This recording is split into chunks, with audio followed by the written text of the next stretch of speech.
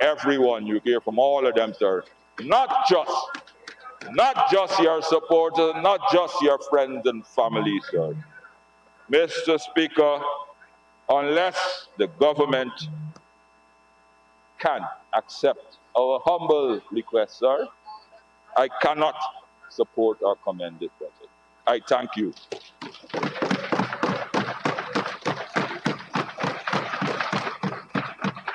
Thank you very much, Honorable Member, Mr. Patterson, and to keep these presentations, which have been excellent this morning, going, I now call on the Honorable Minister of Natural Resources, the Honorable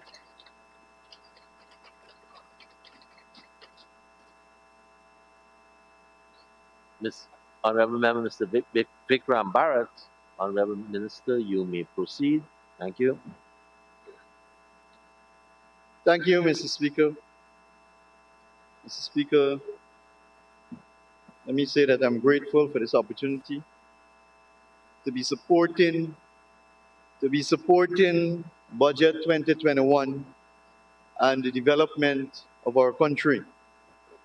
Mr. Speaker, from the onset, I would like to express my appreciation and thanks to the Senior Minister in the Office of the President with responsibility for finance, Dr. Ashni Kumar Singh, and the dedicated and committed team at the Ministry of Finance for crafting Guyana's largest budget, $383.1 billion. Mr. Speaker, the People's Progressive Party civic government must be commended for presenting two budgets in 6 months. Two budgets that will right the wrongs of the APNU AFC government. And Mr. Speaker, while we speak of APNU AFC government, I'm wondering if there is still AFC. Because I notice the executive members are dropping like flies. Even my friend, the Honorable General Secretary, resigned, but he was cajoled into staying into the position because the party is falling apart. I'm not even sure if they have members or supporters.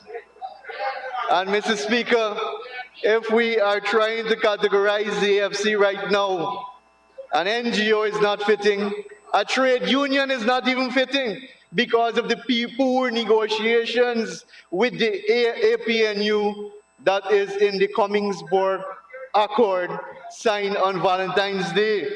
So they're even poor in negotiating. And as accepted by the previous speaker, as accepted by the Honorable Patterson, Mr. Speaker, the PSA was poorly negotiated. The PSA, the production sharing agreement between the government of Guyana and ExxonMobil EEPGL was poorly negotiated, and Guyana got the wrong end of it. And now the honorable member is extending a hand to us to renegotiate or to review. So it is an acceptance, Mr. Speaker, that the negotiation was poorly done. And it was done in a hasty manner. Mr. Speaker, Budget 2021, we must say, have no new taxes, have no new fines, no penalties, because we were laced with budget after budget from 2015 right up, with new taxes, increased penalties, more hardship, more suppression on the backs of Guyanese people.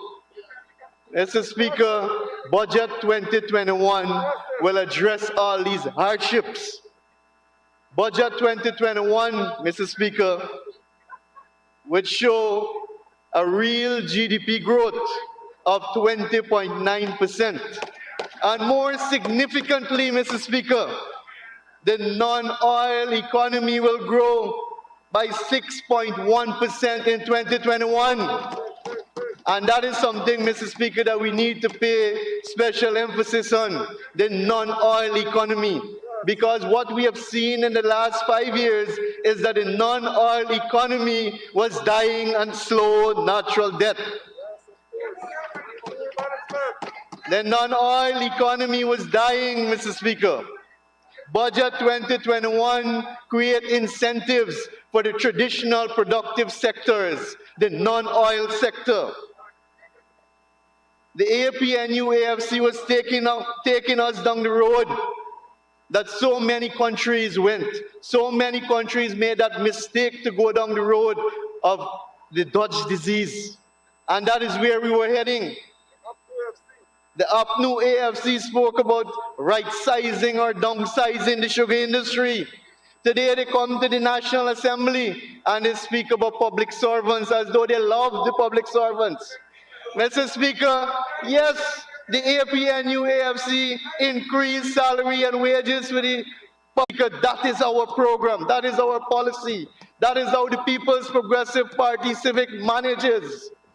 Mr. Speaker, we are not a government that believe in the redistribution of wealth. Apparently, that was the policy of the APNU AFC government. We don't believe in the redistribution of wealth. We believe in the creation of wealth for every single Guyanese. That is what we believe in, Mr. Speaker.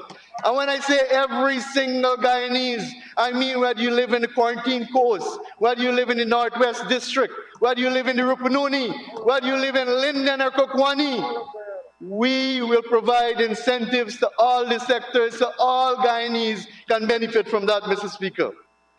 Mr. Speaker, Budget 2021 would lay the foundation for the economic transformation that our country will undergo over the next 5 years. Mr. Speaker, Budget 2021 will signals the resurgence of a vibrant private sector in our country. And last year, we were accused by the very opposition that we presented a private sector budget. Mr. Speaker, we have no apology to incentivize the private sector. We see the private sector as a partner in the development of our country. We don't see them as a competitor. We don't see them as an enemy. We see them as a partner in the development of our country. So we will continue to work with the private sector and our investors, both locally and foreign, to ensure that we build our country from strength to strength, Mr. Speaker. That is our vision for Guyana. And that is what we will do, Mr. Speaker. Mr. Speaker, there are some fundamental questions that Budget 2021 will seek to address. These are questions that every single Guyanese would like, or matters every single Guyanese would like to see addressed. One is job creation. Our people are dying, are calling on our government to provide jobs because they were starved of employment over the last 5 years. People are dying for more income in their pockets, Mr. Speaker. A lower cost of living, investment opportunities, and Budget 2021 will address these, Mr. Speaker. Budget 2021 will facilitate massive spending in public infrastructure. Mr. Speaker, this will stimulate business activities, especially in the natural resources sector. And my colleague, the Honorable Minister Collins Kroll, spoke at length of our housing plan and our housing development over the next 5 years. And the Ministry of Natural Resources is gearing itself to support the developmental plan of the Ministry of Housing and the Government of Guyana.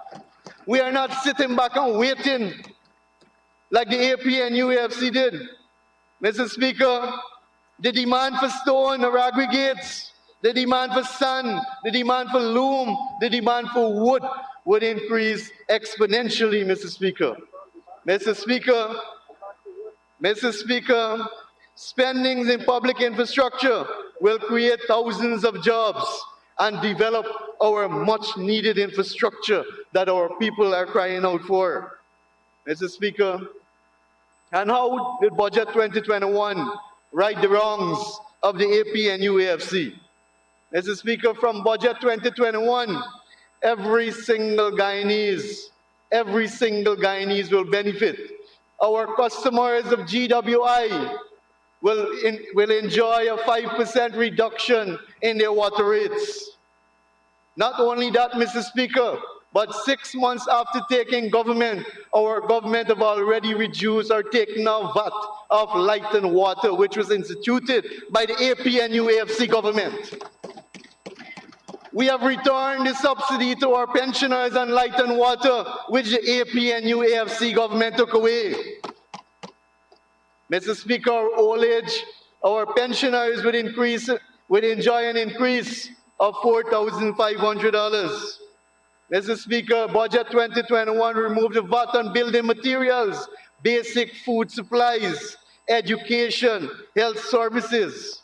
Mr. Speaker, our school children in the public system will not only receive their cash grant from 2021, but they will receive an increase to $15,000. Mr. Speaker, our government took off VAT of logging, of mining, of agricultural equipment, the same VAT that was imposed by the APNU AFC government. We have removed that in only 6 months in government. So when the honorable member David Patterson spoke about promises made by the People's Progressive Party civic government, these are promises that we are fulfilling every single day, Mr. Speaker. These are the promises that we're fulfilling. But what the honorable member don't seem to understand, Mr. Speaker, is that our manifesto is a 5-year program for building Guyana and not a 1-year program or a 6 months program. Apparently, the honorable